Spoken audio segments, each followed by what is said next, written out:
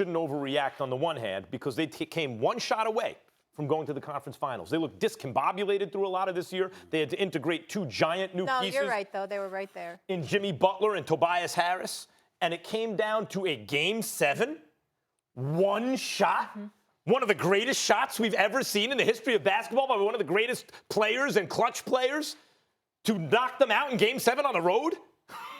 I mean, that's pretty damn good. They almost made the conference finals. Max, slight interjection. Just want to say this. I personally don't believe it was the best shot game winner of the postseason. Okay. Damian Lillard over OKC listen, was better. We can just argue for the record. that. We just can for the argue record. that. But okay. I'm saying they came so close. Why would you break it up now? I'd break it up now. I would break it up now after what I just said. And the reason is this. I don't trust Joel Embiid's health. I don't trust his back. I don't trust his knee.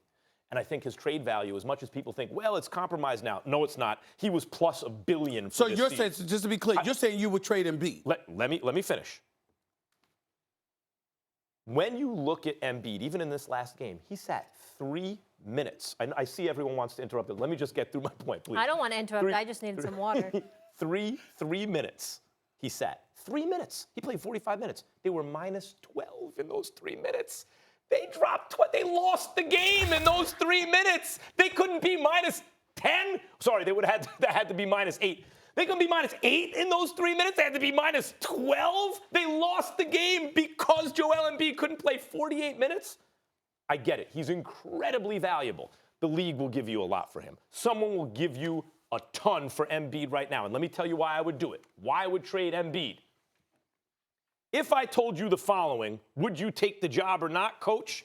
I said, here's the job. It's in a big city, not the most desirable city, not the least, but a big market, basketball tradition, the whole thing. I'm going to give you the following. Ben Simmons at age 22, cap space, draft picks, and whatever you can get for Embiid. Would you want that job or not? Then you'd have to listen to Stephen A. go off on trust the process. I think they're in a good spot right now. And when you look at Embiid, and the same thing, he's got a great upside to him. I don't know if I would do that. I think I'd stay with what you have going to get to where they have gotten to in a relatively short amount of time. And you're right, to add Harris and Jimmy during the middle of the season, this is a team that has a lot of upside to it. Max's problem with most of his arguments is that what Max does is if you don't agree with him, you must not comprehend. You can't possibly have a different preference. Fully understanding exactly what he said. You can't possibly have a different preference. That is so true. So let me get to my point. All the time. Because again, no, you're not. At a certain point, you want to agree. Actually, you're not. But the point that I'm making is, Max, even there have been occasions when you've been right, and I still disagree with you. It doesn't mean that it doesn't mean that you were wrong. I'm just simply saying, what's your preference? What I'm saying to you is this: when we talk about trading Joel Embiid, you might talk about you can get a lot for him in return.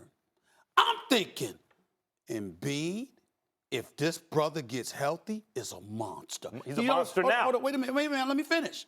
Not only would I say that to you, Max, I think the best thing that ever happened to Embiid as we reflect on his career moving forward, when we look back on this, is last night. To lose in that fashion, to see him that emotional. I agree. You know what last night was to Embiid? It's no longer a game. No airplane riding, no joking around, no chirping, no talking. No, now he saw the pain that comes associated with losing like that. And that to me, I'm holding on to that brother, and I'm going like this. What can I do to get him healthy? Because it doesn't matter what I can get for him. Stephen If it ain't the Greek Freak, great point. If it ain't Kawhi, I mean, what am I doing it for? It's a great point, and that almost changed my mind last night when I saw that. It almost did. I'm with you.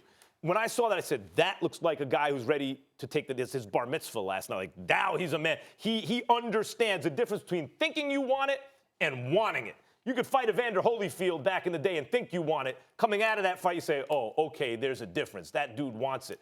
That's where Embiid looked like he's ready to be Evander Holyfield after that. I'm not talking about his desire. I'm talking about his body. And the Greek Freak at 21 and Simmons at 21, very similar players. Statistically, almost the same player. By age 22, completely different. Freak is much better. Why? Because he had a team built around him. Simmons, I believe, needs a team built around him to fully realize his potential. How come Embiid doesn't just need a spot. coach? How come Embiid doesn't just need a coach or a different system? Well, I'm saying I think you need to choose between the two, it seems to me, to get the most out of the situation. And based on health and age, I take I Simmons. have a question for Coach about getting By the the way, most out of a situation. it's not just that. Had he lost Game 7, that ain't enough. It's the fact that the shot was made over him. Over him. It's like it's a direct assault on everything he is. I think it's He went the best around thing. Simmons, though. I think, yeah, but I'm saying Embiid's not thinking about that. I think Embiid, this was the best thing. It's a We're gonna look humbling back at it. moment, for I'm sure. telling you.